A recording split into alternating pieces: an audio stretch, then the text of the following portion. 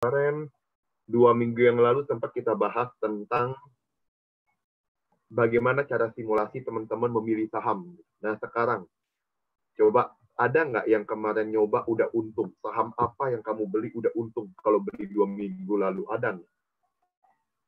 Coba ada 1-2 orang mungkin bisa cerita ke saya saham apa yang Tapi dibeli, nggak saya jual, alasannya Pak. apa.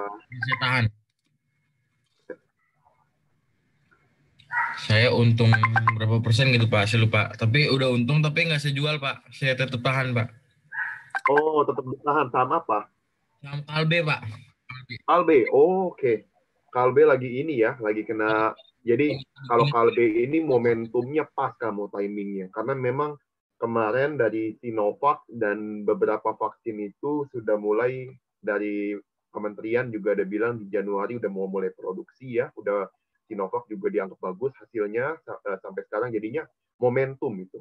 Sebenarnya kalau lihat valuasinya udah mahal ya kalau kita lihat, cuma memang kalau lihat momentumnya oke, karena memang kondisinya sekarang berita-beritanya lagi bagus banget ke saham itu. Jadi naik berapa berapa persen? Coba kamu lihat RTI kamu. Yang lain ada beli saham apa aja? Silakan yang itu yang main udah Pak Telkom turun terus, Pak. Telkom. Wah, Telkom memang ya. Telkom nih sahamnya memang dia kalau kita lihat, coba kita lihat ya. Nanti saya mau ajarin ke kamu cara ngebaca teknikal. Tahu harga saham ini masih bakal turun, apa dia bakal naik nanti abis ini ya. Kita bahas-bahas ini dulu. Minimal kamu dapat dulu pengalamannya. Saham-saham kok saham yang kayak tadi bilang bagus, salah satunya Telkom. Kenapa jadi kurang bagus di Telkom? Ada apa? Ingat, jangka pendek teman-teman, saham itu sangat bergantung sama opini dalam jangka pendek. Jadi harga saham itu dalam jangka pendek memang naik turunnya itu sangat sulit ditebak.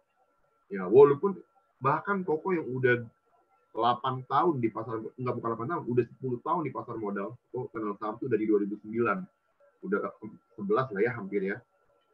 Sampai sekarang pun walaupun kita udah belajar teknik apapun, tetap aja yang namanya pasti itu nggak ada. Dalam jangka pendek ya. Tapi hal yang terbaik yang selama ini saya pelajari, setakut apapun market, sejatuh apapun market. Tapi kalau kamu bisa keep saham bagus, pegang lebih dari 3 tahun, itu untungnya pasti gede. Tiap kali itu, mau saham yang bagus, fundamental, saham apa kayak kamu bilang, yang benar-benar kinerjanya sesuai yang kita pelajarin 3 minggu lalu ya, dia punya laba, profitnya naik terus, dia punya manajemen hutangnya nggak terlalu tinggi, debt equity ratio-nya, price earning ratio-nya juga ya masih wajar lah, nggak yang sampai terlalu mahal gitu ya. Terus dia punya return on equity juga lumayan besar. Nah, perusahaan-perusahaan seperti ini itu ngalamin kenaikan tiap tahun itu besar. Rata-rata. Kayak misalnya Bank BRI 10 tahun BRI itu naiknya sampai 40 kali lipat kalau kamu pelajarin. Indofood naiknya 12 kali lipat dalam 10 tahun. Walaupun 10 tahun lalu itu mengalami berbagai krisis, contoh tahun 2013 ya. 2013 itu market jatuh banget tuh. Gara-gara Amerika waktu itu pengen naikin suku bunga, akhirnya orang asing pada pindahin duitnya, pada beli dolar, dolar jadi menguat, saham jadi nggak gitu dilirik karena orang lebih pilih beli dolar. Dan investor asing di Indonesia ngerasa rugi. Kenapa? Karena gini, kita investor asing kan beli saham di Indonesia dalam rupiah. Ketika dia dipegang dalam rupiah, misalnya sahamnya naik 5% contoh. Pas dia jual sahamnya untung 5%, ternyata untungnya pengen dibeliin dolar lagi, dolarnya udah naik 7%. Dia jadi rugi secara kurs. Dolarnya naik 7%, sahamnya cuma naik 5%. Setelah dia jual saham, mau beli dolar lagi, dolarnya udah lebih mahal daripada keuntungan yang dia dapat. Jadi waktu itu, market turun terus. Ketika market turun, orang semua beritanya jelek. Jangan pegang duit, jangan pegang saham, semua saham jatuh. Tapi lihat tahun 2014, saham naiknya kencang banget. Makanya teman-teman, setiap market lagi turun kayak sekarang, termasuk Telkom, kamu bisa lihat, ketika dia makin turun kayak sekarang, ini cuma opini. Tapi ketika nanti kamu beli, kamu lihat kinerjanya tetap ternyata makin lama makin bagus, ini tahun, 2 tahun, 3 tahun akan pulih. Ini udah biasa terjadi. Jadi memang ini bukan hal yang pertama, biasa ya. Jadi teman-teman kalau baru megang sebulan, 2 bulan, 3 bulan, biasa. Jadi terjadi penurunan itu bukan hal yang aneh. Semua orang di market pasti pernah mengalami. Mau sehebat apapun. Even Warren Buffett pun ngalamin ketika baru beli 2-3 bulan, bahkan setahun turun. Itu hal biasa bagi dia.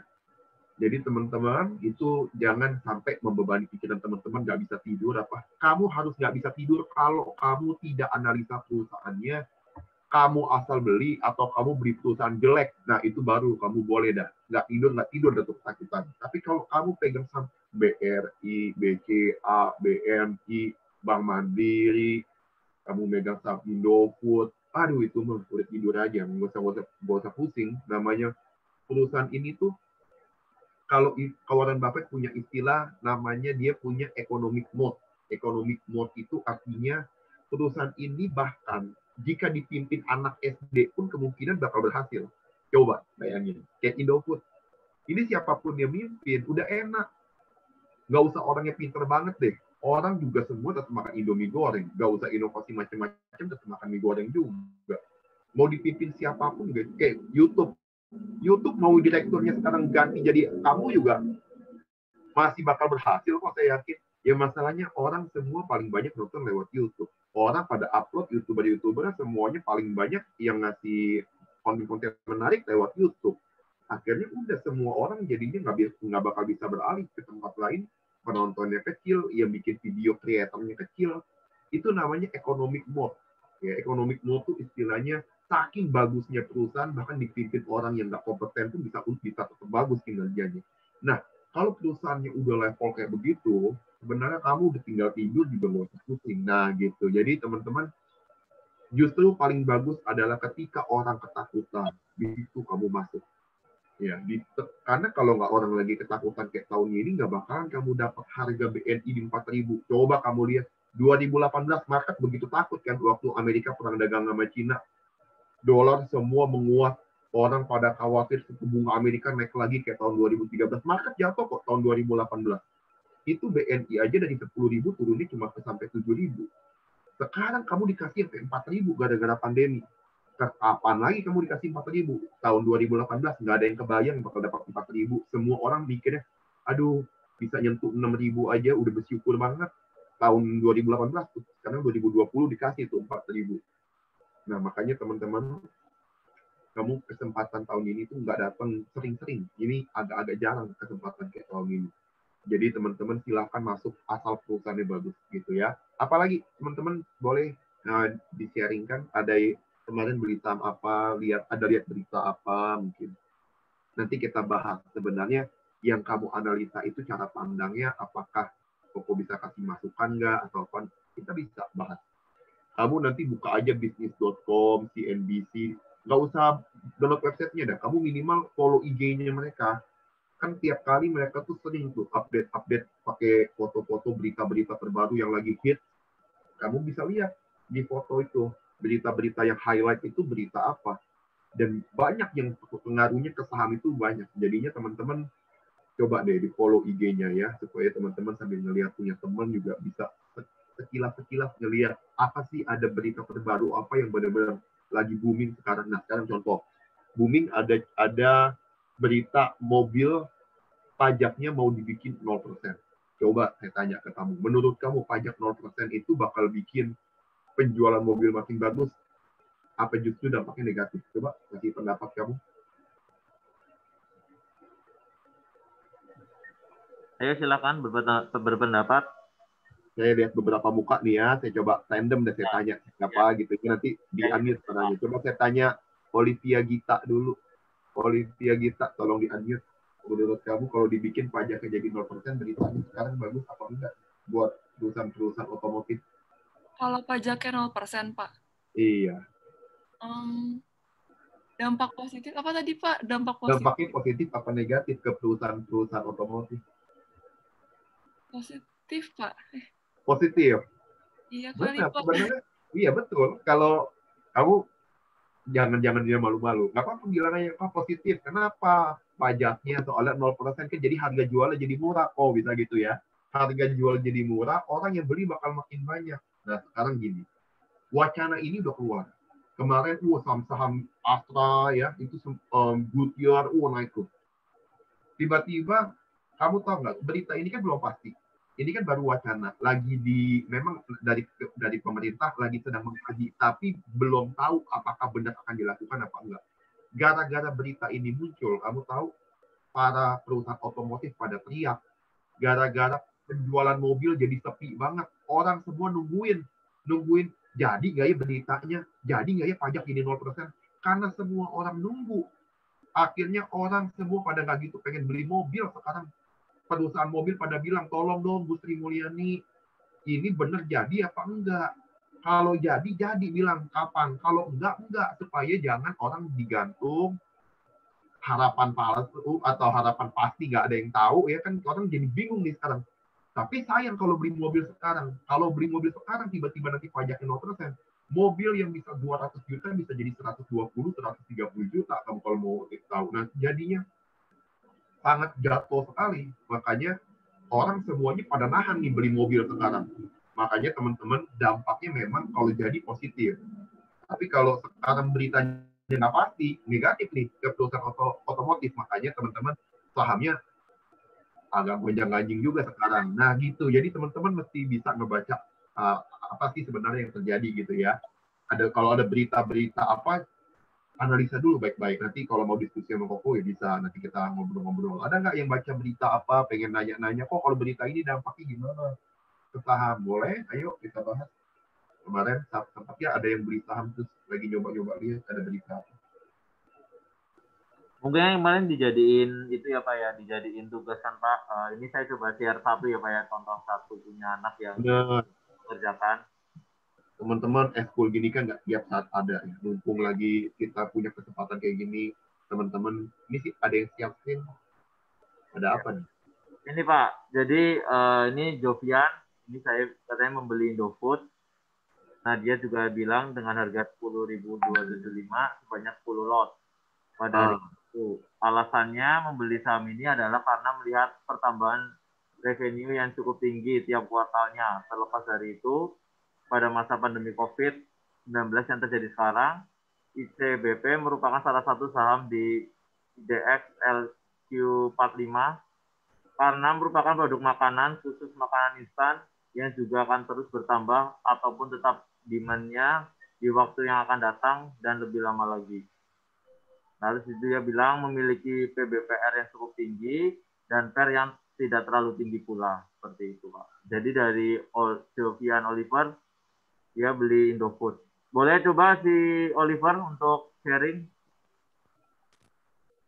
Nah ini menarik nih, kita akan coba bahas nih ya tentang Indofood. Boleh gimana? Kak, jadi waktu itu kinerjanya sih udah bagus. Aku ngelihat juga yang patokanku sih LQ45. Aku ngelihat ICBP nggak terlalu mahal. Aku lihat dari tahun ke tahun, apalagi dari 2019 akhir ke 2020 awal itu naik terus. Nah, dibeli aja, saya beli 10 lot. Totalnya akhir-akhir ini rendah. Jadi 10.100 ya tadi baru dicek. Ya, Kak, ya jadi baru beli 2 minggu. Ya jadinya Koko kemarin beli waktu tunggu PSBB Jakarta. BNI itu beli di 4.700. Beli di 4540, beli di 4.430, sekarang baru 45. Jadi di angka tengah. Nah, makanya biasa kayak begitu. Namanya baru beli seminggu 2 minggu ya, itu hal yang wajar. Nah, sekarang kita coba lihat ICBP. Tadi kamu bilang ICBP kan PER-nya 17 ya. Kalau PER 17, Koko coba hitung 100% dibagi 17,52 berarti untungnya tiap tahun berapa? 17, berarti untung per tahunnya 5,7%. Mirip sama sedikit di atas deposito. Tapi yang menarik adalah Indofood ini walaupun labanya buat investor 5,7%, tapi tiap tahun dia labanya selalu naik.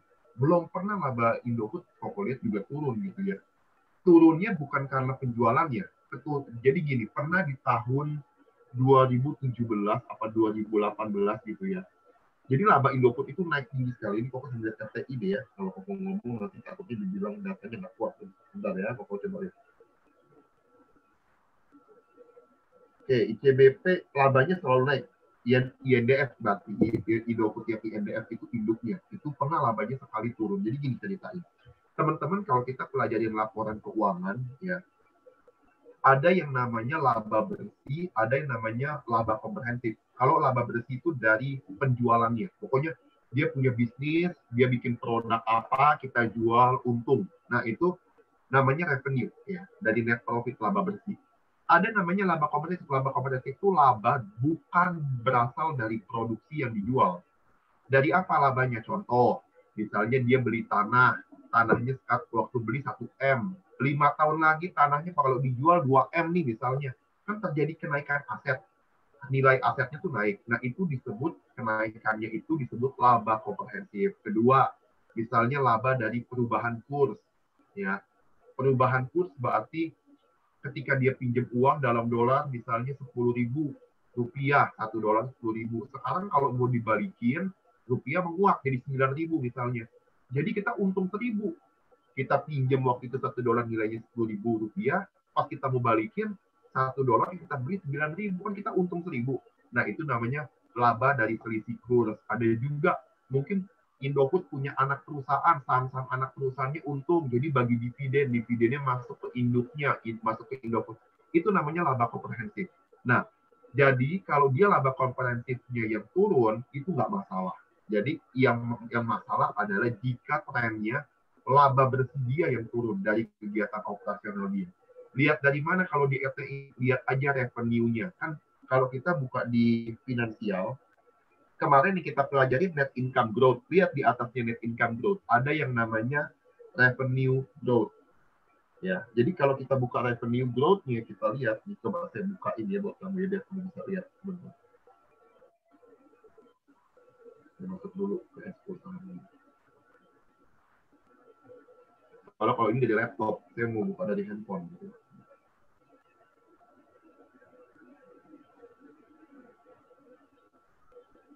Yang enak beli Indofood tadi kan labanya 5,8% setahun dan tiap tahun naik, minimal naiknya seimbang lah sama pertumbuhan ekonomi Indonesia ya. Jadi teman-teman kalau lihat di situ, anggaplah 5,8%, naik jadi 6% tahun depan, naik jadi 7% 2 tahun lagi, lama-lama makin naik. Itu yang investor cari.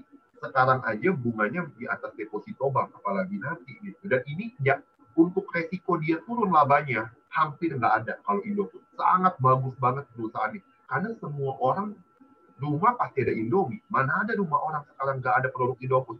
Semua rumah pasti ada Indofood. Kalau nggak ada, mama kamu pasti ke Indomaret cepat-cepat beli dulu. Makanya teman-teman, perusahaan ini sangat sulit buat rugi. Labanya konsisten terus gitu ya. Nah, sekarang saya kasih lihat ke kamu. Share screen.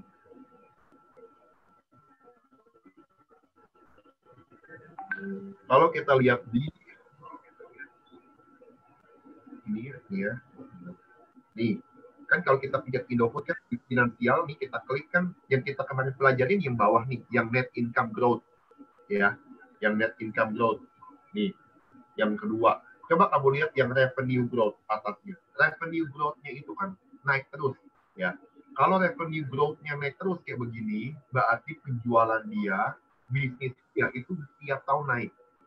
Nah, kalau revenue growth-nya turun terus, tapi labanya naik, kamu mesti mikir, ini net income naik gara-gara apa? Apa karena biayanya yang jadi lebih boros ya? Atau karena dia ada kerugian mungkin nyuntik anak perusahaannya, atau lihat dari mana kan? Itu mesti buka laporan keuangannya, buka di situs Bursa Efek Indonesia, download laporan keuangannya, bisa dilihat di situ sebenarnya. Cuma untuk sekarang kita nggak bahas itu, terlalu banyak nanti kalau dibahas ke sana ya. Itu nanti mungkin di next pertemuan bisa kita bahas.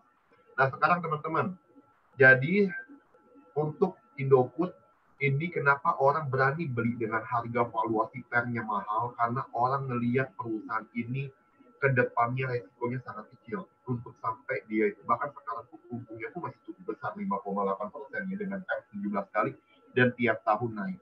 Jadi itulah yang bikin investor tetap akan masuk ke Indofood. Jadi nggak usah takut buat Oliver kalau benar beli kemarin ya, itu tetap bagus banget.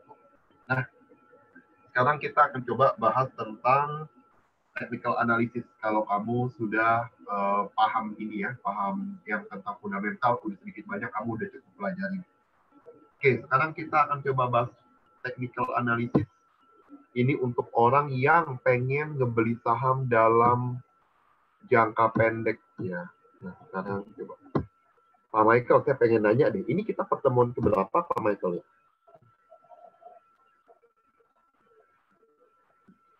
Masuknya pertemuan keberapa kita hari ini?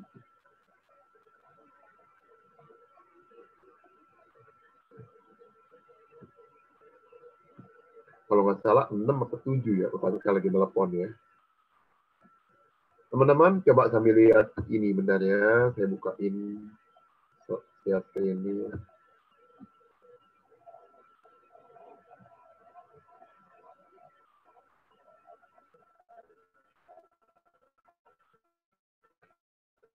Oke, kalau kita bicara technical analysis, teman-teman, ini persis kayak pedagang. Ya, kita itu mau jadi pedagang di saham. Pedagang itu cara melihatnya adalah, pokoknya kita ngelihat mana sih toko pasar yang ramai pembelinya, kita masuk. Berarti kemungkinan kita untung gitu ya.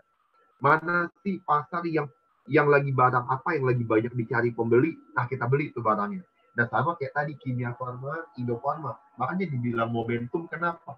Karena pas beritanya lagi bagus, jadinya orang semua mungkin spekulasi, berebutan beli, walaupun harganya udah mahal, orang nggak lihat fundamentalnya, tapi orang lihat momentumnya, karena memang pas lagi benar-benar lagi fit karena masalah pandemi ini, dan dia bisa jadi solusi gitu ya kalau ini berhasil program pemerintah.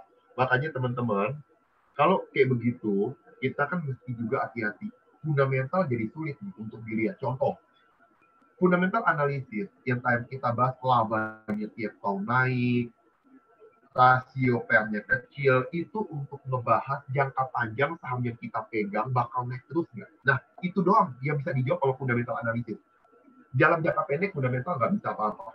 Fundamental itu rawan juga sama ketika berita kayak pandemi, jatuh, rupiah melemah, jatuh sebentar gitu ya maksudnya, tapi jangka panjang tetap bagus, tetap naik terus. Cuma jangka pendeknya ya pasti ada jatuh bangunnya. Nah, di technical analysis, pedagang itu lebih pilih ngelihat ambil kesempatan ketika naik turun harga saham itu. Ketika dia jatuhnya sampai kapan sih? Kapan sih kita bisa beli sahamnya lagi? Apakah turunnya ini udah selesai? Nah, itu ada teknik-teknik, walaupun teknik ini bukan dibilang pasti banget, tapi kemungkinan besar setelah diteliti, ini kemungkinannya bisa 80% benar gitu, dari prediksi 70-80%. Jadi kita pakai teknik untuk melihat kapan sih tanda-tanda harga ini bakal nyentuh harga terendahnya, kapan harga nyentuh harga tertingginya, itu akan kita bahas di technical analysis ini. Nah, sekarang technical analysis teman-teman itu ada 3 ya. Ini mungkin saya bahas untuk pengenalan dulu ya. Nah, di next pertemuan baru kita akan bahas lebih dalam tentang cara pakainya. Hari ini mungkin kita ajarin dulu sebenarnya technical analysis ini bentuknya seperti apa.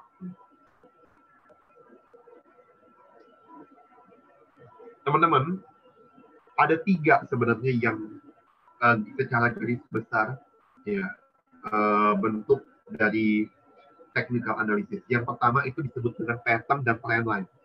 Nah, kita akan bahas satu persatu. Nanti ini teman-teman kalau catat 3 ini, teman-teman mau belajar di YouTube mau belajar di Google, wah banyak banget yang bahas. Jadi teman-teman kalau mau pelajarin lebih dalam, nanti mau belajar duluan silahkan. Kamu bisa lihat pattern dan trend line, cara pakainya gimana. Japanese candlestick itu bicara seperti apa, cara menganalisanya kayak gimana, momentum trending, oke, itu nanti juga akan kita pelajari satu persatu ya. Nah, sekarang kita belajar pattern dulu. Teman-teman, kita belajar pattern. Ini yang kuning ini yang pertama namanya ascending triangle. Ascending triangle ini bentuknya seperti ini. Jadi ini kuning ini harga saham gitu. Ya, ketika harga saham bentuknya kayak begini contoh nih. Naik, ya, setelah dia naik, dia turun sebentar, turun, tapi dia naik lagi. Naiknya mendekati harga sebelumnya. Yang tertinggi di sini namanya level resisten, level yang tertinggi kemarin, ya, level puncak bisa kita bilang. Ini lembah. Lembahnya dia naik lagi, puncaknya sama puncak kemarin, tapi ketika dia turun, lembahnya lebih tinggi dari lembah sebelumnya. Nah, kalau modelnya kayak begini, ya, kamu bikin yang puncak sama puncak ini, kamu bikin garis lurus. Nanti ada aplikasinya. Kita bikin garis lurus begini, ya. Garis lurus ini akan menghubungkan titik tertinggi puncak yang pertama dengan puncak yang kedua akan dihubungkan. Lurus aja garisnya kayak begini. Nah, yang lembah juga kita hubungin sama garis. Jadi kita bikin garis, garisnya itu supaya ngehubungin lembah pertama dan lembah kedua, kita bikin garis kayak begini ya modelnya. Terus aja. Nah, setelah kayak begini, kamu bikin, kamu nanti lihat begini harga saham. Berikutnya harga saham kan kuning ini di sini. Kalau di contoh ini dia naik, coba seandainya masih habis ini turun. Turun kena sini. Waktu dia turun kena biru ini titik krusial nih di sini. Kalau dia turun di bawah garis biru, kamu jangan coba-coba beli. Kalau udah beli langsung dijual. Jangan dilihat lagi. Kalau dia udah tembus di bawah garis biru bawah. Tapi kalau sampai harga sahamnya kena biru atas dan dia naik, tembus di atas biru yang garis biru yang atas ini ya, ditembus, breakout istilahnya. Jadi dia patahin ke atas, naik ke atas. Di sini kamu beli pas dia udah tembus ke atasnya. Ketika dia baru tembus, kamu beli. Habis itu harga saham bakal naik tinggi. Nah, itu namanya ascending triangle. Ya. Ada yang namanya nomor 3 ini namanya bullish symmetric triangle. Kalau bullish symmetric ini sering terjadi nih ya. Puncaknya dan lembahnya makin lama makin menyempit. Puncaknya makin lama makin turun, lembahnya makin naik. Jadi dia kayak menyudut, kayak makin menyempit. Kamu bikin garis, puncak ketemu puncak, kamu garisin, lembah ketemu lembah, ada 2 titik minimal ya, kamu bikin lembah begini. Nah, sekarang harga saham itu tinggal lihat, sama kayak tadi baca ini. Ketika dia tembus atas ini beli, ketika dia tembus bawah jual. Jadi teman-teman, kita cuma perlu kamu bikin garis antara yang puncak sama puncak, lembah sama lembah. Ini akan dibentuk tren. Henry, kalau misalnya sahamnya dari kuning ini dia tembus ke bawah sini, boleh nggak dibeli? Boleh. Kalau dia nyentuh bawah ini, siapa tahu dia naik kena ini. Ya. Apalagi dia tembus, lebih bagus lagi. Tapi kalau dia nyentuh sini, ternyata dia turun, kamu mesti cepat-cepat cut loss ya. Udah jual aja, nggak usah dilihat sahamnya. Nggak apa-apa, itu rugi dikit doang kok. Belinya di sini, jualnya di sini. Ruginya cuma dikit. Jadinya teman-teman nggak usah panik. Tapi kalau dia untung, tembus ini biasanya untungnya tinggi banget. Makanya itu salah satu namanya teknik bullish symmetric triangle. Yang ketiga descending, sama. Tapi ini lembahnya makin turun. Ini keterbalikannya dari ascending ya. Kalau ascending kan lembahnya naik. Puncaknya yang datar. Kalau ini puncaknya yang turun. Lembahnya malah datar di garisnya. Nah, kalau kayak begini, kemungkinan saham kemungkinan besar bakal turun. Tanda-tandanya. Trennya tuh bakal menurun. Nah, kalau kayak begitu, ketika harga sahamnya tembus jatuh, udah nggak usah dilihat. Nah, kalau di forex, kamu bisa melakukan yang namanya short sell. Short sell itu apa? Short sell itu jadi, kamu kalau di Bursa Efek Indonesia, di saham sebenarnya posisinya hanya bisa beli dulu baru jual. Akibatnya adalah, kamu cuma bisa kalau harga sahamnya naik baru untung. Nggak bisa kalau saham turun itu untung. Itu namanya di Bursa Efek beli biasa. Tapi kalau kamu di forex atau kamu main di sektor komoditas, ya, ada yang namanya short sell. Short sell itu istilahnya kamu belum punya sahamnya, contoh. Kamu belum punya saham, tapi kamu pinjam sahamnya Pak Michael, contoh. Pak Michael, saya pinjamnya sahamnya Pak Michael, nah, gitu. Saya pinjam, pas kamu udah pinjam dari Pak Michael, kan kamu jual dulu sahamnya di harga sekarang. Pas udah dijual ke market harga sekarang, seminggu kemudian harga sahamnya turun. Ketika udah jatuh, kamu beli. Balikin ke Pak Michael. Ini Pak Michael, aku balikin. Sahamnya Pak Michael 10 lot, bisa balikin 10 lot. Tapi kamu untung. Untung dari mana? Kamu udah jual ketika harga tinggi. Pas kamu beli, mau balikin ke Pak Michael, harganya udah turun. Kamu beli. Kamu akhirnya, waktu kamu beli, itu namanya tutup posisi. Jadi kalau di forex, itu bukan buy dan sell. Bukan. Buy, close posisi, ya. Sell dan close posisi. Close itu berarti kalau sell ya berarti melakukan short sell. Dia close itu artinya membeli buat ngebalikin dia minjem saham dari seseorang gitu. Jadi, tapi yang dibahas bukan pinjam sama siapanya, bisa sama siapapun, bisa pinjam sama sekuritasnya. Yang penting kita jual dulu, kita akan tutup posisi waktu kita udah beli kembali. Nah, itu jadi teman-teman, kalau di forex ketika dia grafiknya kayak begini, descending triangle, ini penting supaya waktu harga sahamnya tembus di bawah yang biru ini, orang melakukan short sell. Pas dia turun jatuh, orang untung di situ. Ya, tapi kalau di Indonesia di saham-saham kita nggak bisa kayak gitu. Jadi descending triangle ini nggak gitu pakai. Nah sekarang coba kamu lihat, ini contoh saham Bank BRI.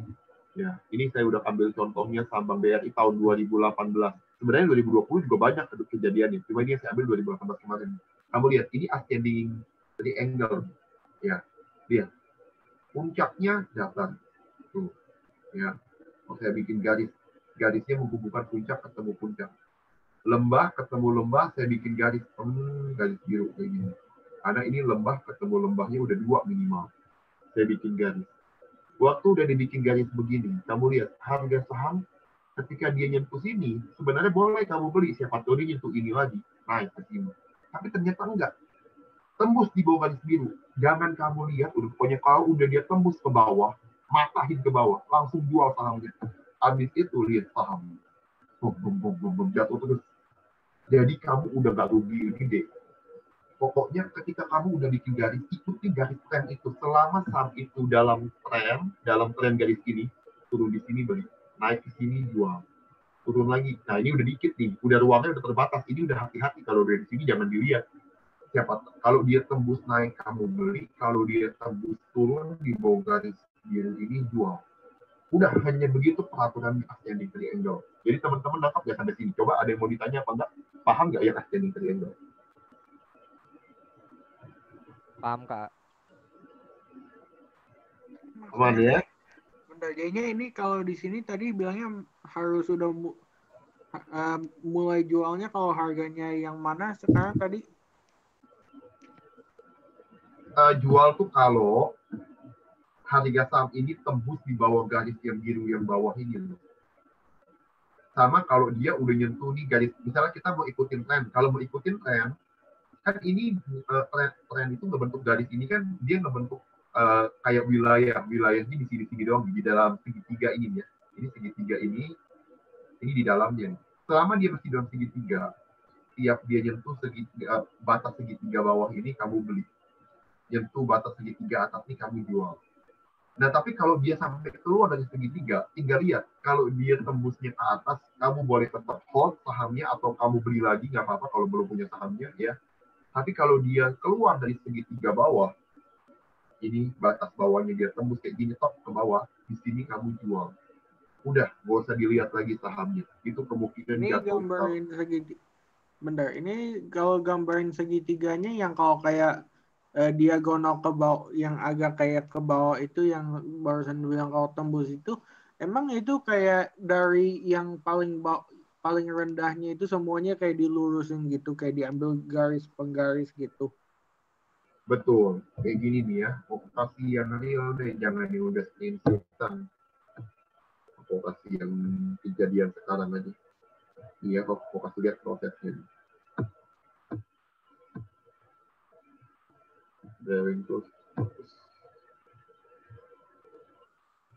Oke, ini kita lihat IHSG. Mana IHSG? Apa yang bisa kita bikin garis di sini lagi. Nah, ini deh yang di sini. Ini bisa nih. Koko pencet nih penggaris atas nih ya. Ini kan puncak nih. Puncaknya Koko pencet, tarik ya. Bikin penggaris. Kamu hubungi nih, puncak ketemu puncak terus nih.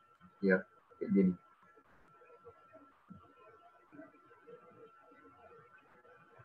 Nah, tadi teman-teman.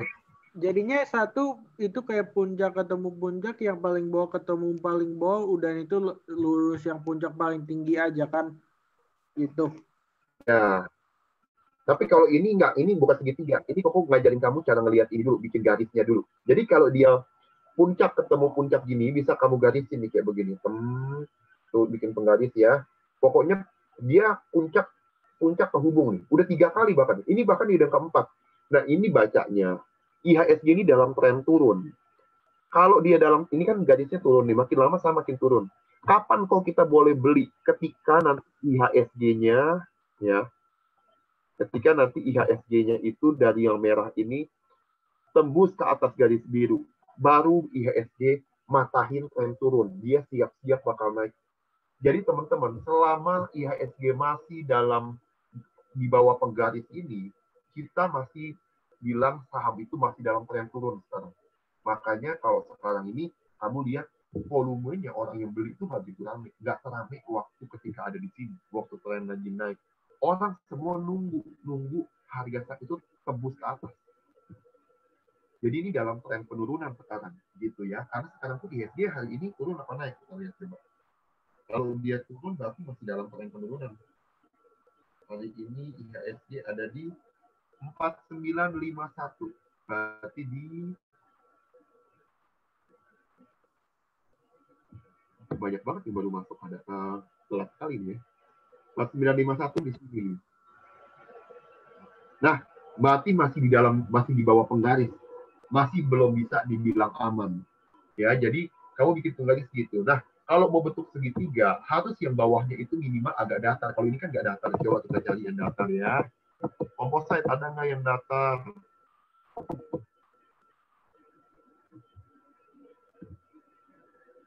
Di sini, nah, ini mungkin mendekati.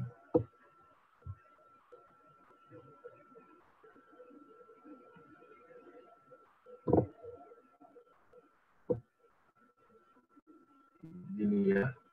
Teman-teman, kamu bisa bikin trennya kayak gini. Ini makin lama.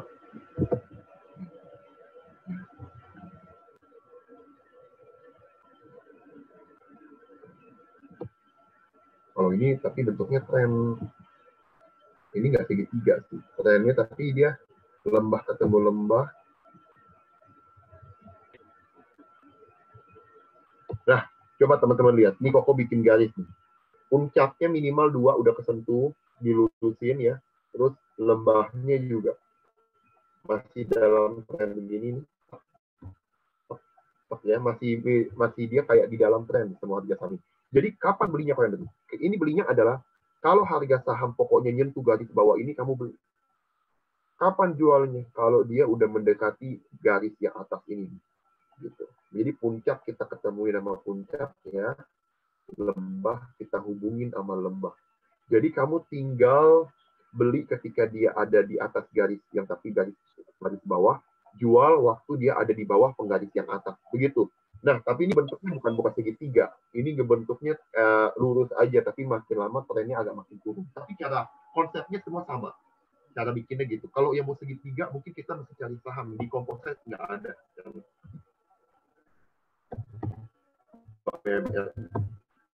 Ada nggak ya yang segitiga? Nah, nih bisa nih.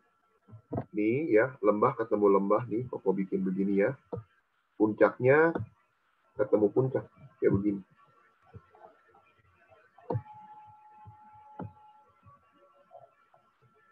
Nah, kamu lihat ya.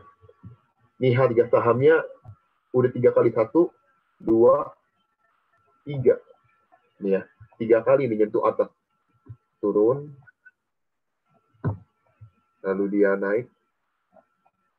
Tuh, kalau kamu beli pokoknya di garis bawah ini, kamu aman nih. Nih, beli di atas garis bawah, selama dia belum turun tembus di bawah garis yang kita bikin, kamu jangan jual. Kena, jual dulu, nggak apa-apa.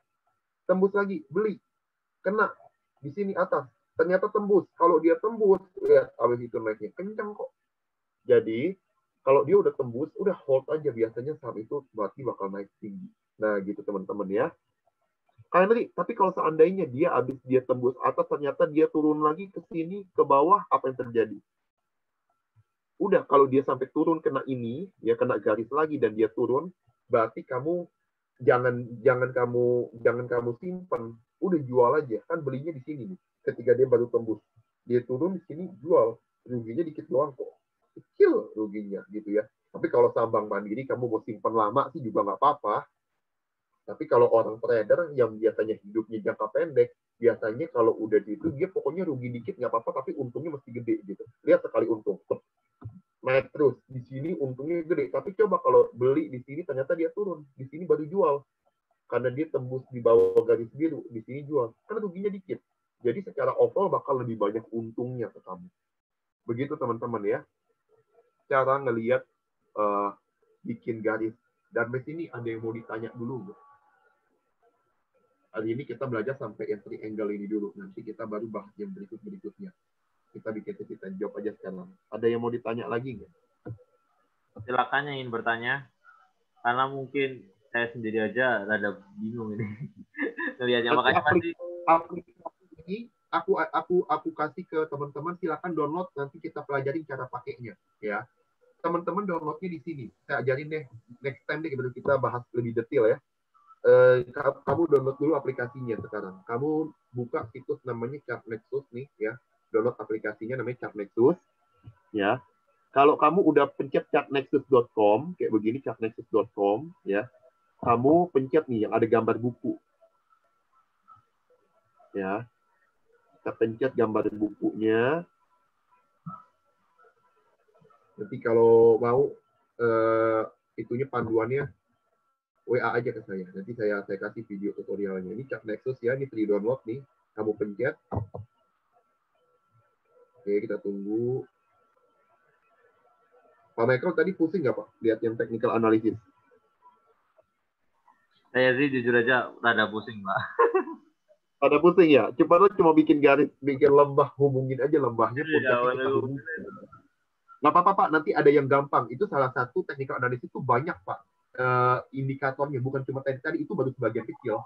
Nanti kita akan pelajarin sebenarnya teknik yang paling utama bukan yang itu. Nanti saya mau ajarin tekniknya lebih gampang kok. Tapi itu bagus banget nanti. Cuma kan biar lengkap, kita pelajarin satu persatu. Biar kamu abis itu orang mau nanya apa ke kamu kuasain deh. Orang mau segala jenis juga. Tapi Pak, mau tanya sebenarnya ketika kita melihat tren seperti itu tadi, kita bebas memilih mau menggunakan teknik apa atau malah tekniknya menyesuaikan dengan itunya Pak, tren yang ada. Maksudnya misalkan nih kayak tadi segitiga, trennya kalau naik berarti ini pakainya segitiga. Nanti ketika trennya seperti ini pakainya yang analitik ini. Jadi apakah trennya itu kita bebas milih atau enggak? Emang ada pakemnya sendiri Pak? Nah, bener Pak, kita mesti adaptasi sama kondisinya. Misalnya begini nih Pak. Kalau tadi kan kita bentuknya segitiga gini nih Pak. Saya lihat mana ya lembahnya. Ini lembah, ini lembah, ini lembah. Ini kayaknya bisa nih kalau dibikin garis. Kita hubungin nih Pak. Misalnya begini Pak ya. Nah, tuh garisnya menghubungkan 3 lembah ini. Nah, puncaknya kan tadi saya pakai data nih Pak di sini. Karena apa? Ini puncak. Nah, ada 2 puncak lagi. Sini 1, ini 2. Ketemu. Nah, kalau ini kan bentuknya segitiga. Ketika dia tembus kan dia naik kencang. Bisa juga Bapak bikin begini. Kalau udah ngikutin kondisi lihatnya begini nih yang terbaru. Sekarang kondisi terbaru begini. Bapak bikinnya begini. Ini lembahnya oke, naik terus ya. Puncaknya juga naik terus nih trennya. Ya udah Bapak ikutin kayak gini. Nah, puncak ini ketemu puncak ini, ketemu puncak ini yang ketiga. Nah, setelah kamu udah bikin puncaknya ada 3 nih, kamu bikin garis kayak gini, Bapak udah lihat trennya ternyata melebar. Melebarnya tuh tiap dia di sini nanti beli. Ini jual. Nanti kalau di sini lagi seandainya nih nyentuh garis atas bawah beli lagi. Kena atas jual. Kena bawah ini beli. Nah, ternyata pas di sini Pak mestinya kita beli. Tiba-tiba PSBB Jakarta kemarin, boom, langsung jatuh. Ketika besoknya turun di sini Pak, Bapak udah jual, jangan beli lagi Pak sahamnya. Berarti udah selesai dalam tren ini. Trennya udah nggak berlaku lagi karena trennya udah patah. Bapak nggak usah ikutin trennya, jual. Karena kita belum tahu abis ini harga saham bakal kemana. Begitu Pak Michael. Nangkep nggak Pak? Jadi ngikutin kondisinya, grafiknya bentuknya seperti apa. Pokoknya puncak ketemu puncak kita hubungi, lembah ketemu lembah gitu. Ya. Sampai situ bagaimana Pak? Apakah mudah dipahami?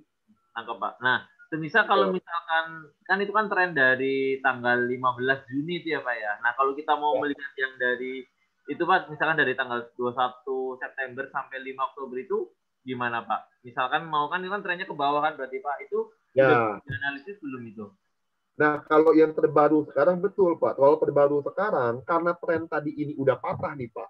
Ini kan trennya udah patah nih, Pak, yang tadi kita bikin nih. Karena dia udah patah, ini namanya sudah, Pak, ini tren turun. Ketika tren turun, kita lihat sekarang penggarisnya bisa nggak kita garisin? Bisa. Ini puncak nih, Bank Mandiri. Saya bikin aja ketemu begini. Ini masih segaris kok. Tuh, masih bisa dibikin garis. Jadi, Pak, selama Bank Mandiri masih di bawah penggaris ini, masih di bawah garis, dia belum aman buat kita beli. Kapan amannya? Nanti Pak tunggu dia tembus di sini. Kapan ininya? Belum ada yang tahu Pak.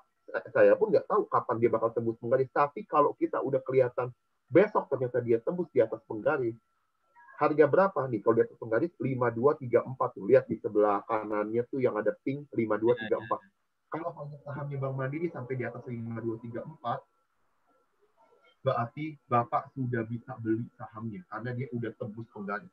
Oh. Gitu. Jadi kalau nanti begini, garisannya udah beda lagi ya, Pak? Kenapa?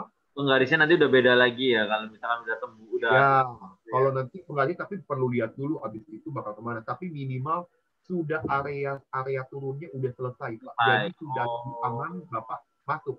Ibarat kata kalau sekarang ini pisau lagi jatuh, Bapak mau nangkep takut tangan Bapak berdarah gitu. Jangan nangkep pisau lagi jatuh, tunggu dia udah mantul dulu, Pak. Kan kalau udah mantul udah lebih aman buat kita. Gitu. Nah, kapan mantulnya? Tunggu dia di atas penggaris ini. Ini sekarang masih downtrend. Walaupun naik tuh, hijau kan Henry, hijau kan naik. Iya. Betul. Dia turun, dia hijau. Tapi naiknya itu belum aman. Masih bisa turun lagi. Ini kayak gini. Hijau 2 kali, turun. Merah. Hijau 2 kali, turun. Nah, jadi belum bisa dibilang aman. Kalau orang technical analysis tidak akan ngebeli saham ini. Walaupun dia naik kemarin. Karena dia masih dalam tren penurunan. Gitu. Begitu Pak Michael dan teman-teman. Jadi hari ini kita bahas tentang pattern dulu ya, penggaris ini untuk membuat area-area beli dan jualnya. Nah, untuk aplikasi teman-teman nanti download aja di ya. Ini kayaknya servernya ChartNexus lagi down. Padahal biasanya bisa. Nanti teman-teman buka ChartNexus ya, ikutin aja panduan dan habis pencet buku nanti ada pilihan di paling bawah download. Nah, habis download kamu running aplikasinya. Udah tinggal dipakai. Nanti temu daftar. Pendaftarannya jangan lupa dicatat nih. Nanti dia nanya waktu daftar kan nama segala ya. Dia nanya marketnya market apa. Kamu pilih IDX, jangan yang lain. Pilih marketnya IDX. Ya. Udah pokoknya kalau yang lain kamu jangan pencet. Primary marketnya IDX, udah itu doang. Habis itu registrasi kayak biasa. Kayak Facebook registrasinya udah tinggal bisa dipakai aplikasinya. Ikutin aja panduan dari aplikasinya. Nanti minggu depan ya kita akan coba bahas lebih banyak tentang technical analysis. Mungkin sekian Pak Michael. Ada mungkin yang mau ditanya lagi untuk yang terakhir ini ini. Kalau tadi tuh real time-nya ya Pak? Real time juga tadi. Grafiknya itu real time juga. Grafiknya kenapa nih Pak? Yang naik ini? Iya, real time atau enggak Pak itu? Ini ikutin benar-benar yang terjadi sekarang Pak. Dia akan update tiap hari. Cuman setelah satu hari hari ya Pak? Sehari di daily bentuknya tuh. Oh, bukan kalau dia jam? bukan menit, jadinya dia daily. Jadi pas hari ini udah kelar baru muncul satu candle kayak gini nih. Ini misalnya kan ini namanya candle nih. Nah ini nih mewakili satu hari nih Pak, satu candle ini. Yang merah juga mewakili satu hari. Nah candle baru ini akan muncul setelah hari ini selesai. Gitu. Jadi ini nggak akan berubah lagi kalau lihat sekarang. Coba kita lihat sekarang IHSG nanti ditutup di berapa Bank Mandiri. Kalau dia ditutupnya sampai tembus di 5225 aja, dia bisa naik ke 5225 nih kita lihat sekarang ya. Kalau dia tutup nanti jam 3 sore di 5225, besok kamu udah boleh beli. Udah beli lah ya Pak ya. Ya udah boleh, udah tembus berarti. Gitu. Oke silakan anak-anak ada yang ingin bertanya. Edward ingin tanya. Tadi untuk lihat kayak chartnya di yang ChartNexus itu pilihnya option apa nih? Saya udah ada di yang websitenya nih. Sekarang pencet option apa tadi? Pilih yang gambar buku yang ada tulisan free download. Gambar buku. Iya, ada kan buku 3 biji ada tulisan free download. Bentar, ini mau saya bentar. Mungkin nih gambar buku 3 biji begini loh. Oh itu, oke. Oh, pencetnya ini. Itu tadi bisa nggak kayak ganti lihat harganya apa yang di screen?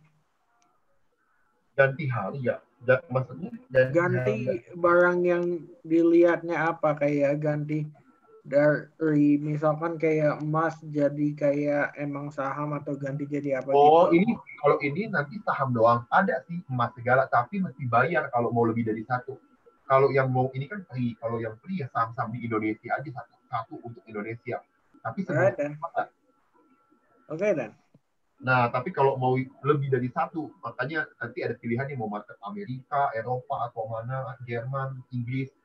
Itu ada semua di Capnexus ini. Tapi kalau mau lebih dari satu, kamu mesti bayar. Gitu Capnexus di sistem. Oke, ingin ditanyakan lagi? Dilan, ada yang ditanyakan? Laura? Udah jelas, Pak. Oke. Pada bisa? Nggak ada yang bingung? Yang lain-lain gimana? Ada yang ditanyakan? Silakan. Mumpung ada kesempatan. Yosua, ada yang ditanyakan? Ada nggak tuh Yosua?